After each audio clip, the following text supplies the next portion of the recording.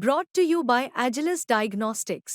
Health test की बात आती है तो मैं भरोसा करता हूँ India's largest diagnostics company Agilus diagnostics. खुद को टेस्ट करते रहो। आपको पहले बताया कि नवरात्रि की अष्टमी और नवमी ये दोनों अपने आप में बड़ी इंपॉर्टेंट है, बड़ी महत्वपूर्ण तिथियां हैं। और अगर हम नवमी तिथि की महिमा की बात करें, नवरात्रि की नवमी तिथि पर माता सिद्धिदात्री की पूजा होती है और इनकी पूजा उपासना करने से नवमी तिथि पर अगर आप माता सिद्धिदात्री की उपासना करते हैं तो समस्त प्रकार की मनोकामनाएं पूरी होती हैं।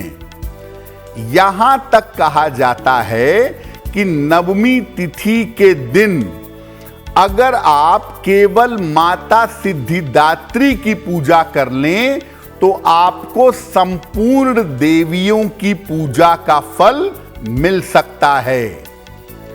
नवरात्रि की नवमी तिथि पर कमल के पुष्प पर बैठी हुई माता सिद्धिदात्री का ध्यान करना चाहिए और माता सिद्धिदात्री को विभिन्न प्रकार के सुगंधित फूल अर्पित करने चाहिए।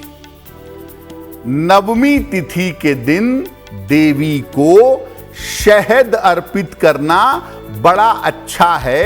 आप चाहें तो सात्विक विभिन्न प्रकार के पकवान भी अर्पित कर सकते हैं।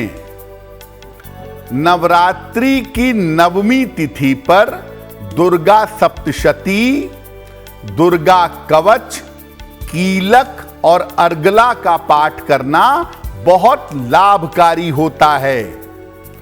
और नवमी तिथि पर नवरात्रि का संपूर्ण फल पाने के लिए हवन भी किया जाता है जो आपको नवमी तिथि पर करना चाहिए। जैसा मैंने आरंभ में ही बताया कि इस बार नवमी तिथि 11 अक्टूबर को दोपहर 12 के बाद शुरू होगी। तो अगर आप नवमी का हवन करते हैं तो 11 अक्टूबर को दोपहर के 12 बजे के बाद आप हवन कर सकते हैं।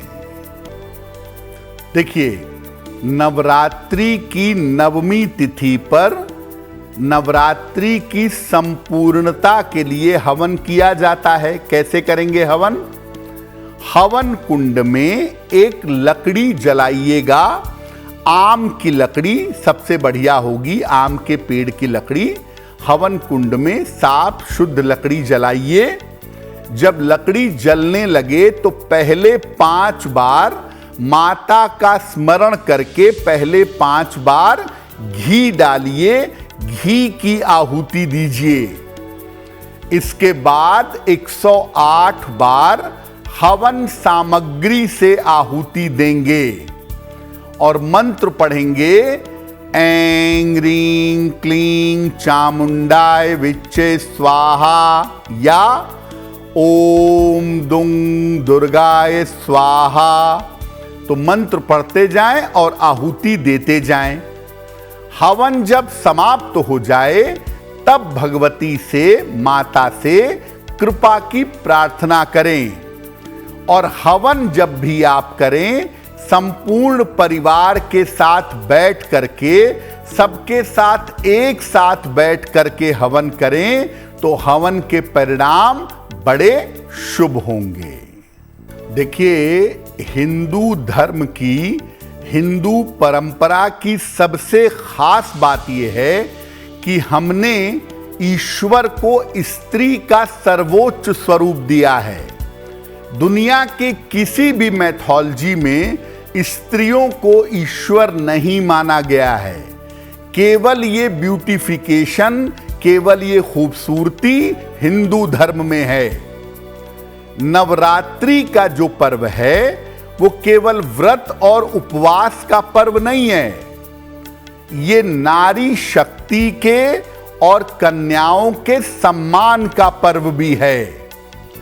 इसीलिए नवरात्रि में कुंवारी कन्याओं को पूजने और भोजन कराने की परंपरा भी है।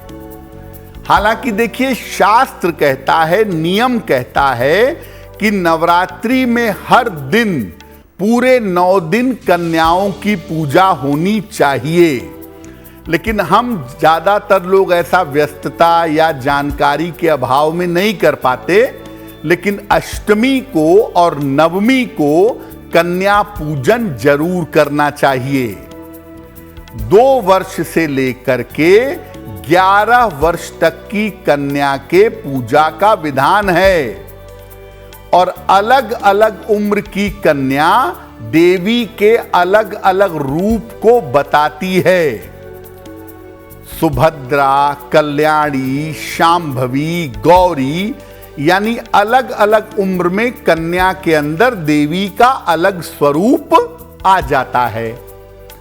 अब आप अष्टमी को कन्या पूजन करें या नवमी को करें, अष्टमी को करेंगे दोपहर 12 बजे के पहले 11 अक्टूबर को, नवमी को करेंगे दोपहर 12 बजे के बाद 11 अक्टूबर को।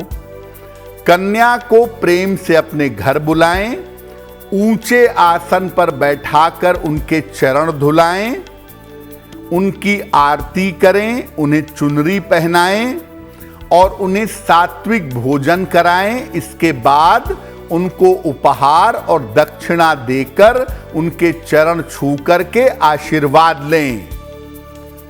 आप सरल तरीके से अपने घर में कन्या पूजन करें।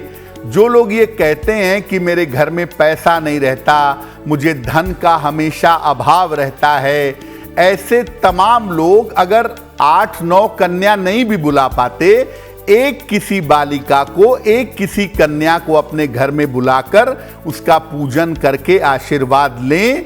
जब कन्या के रूप में देवी का चरण आपके घर में पड़ेगा तो आपकी दरिद्रता दूर हो जाएगी।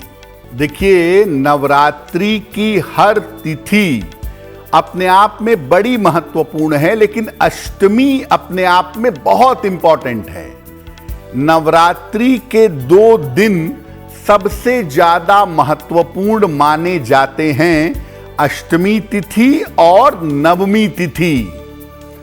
अष्टमी तिथि को माता महागौरी की उपासना की जाती है, और बहुत सारे लोग जो केवल 2 दिन उपवास रखते हैं, वो पहले दिन और 8वें दिन अष्टमी तिथि पर उपवास रखते हैं। इसके अलावा अष्टमी तिथि पर कन्या पूजन का भी प्रावधान है। ज्यादातर लोग अष्टमी तिथि पर अपने घर में कन्याओं को बुला करके उनकी पूजा करते हैं।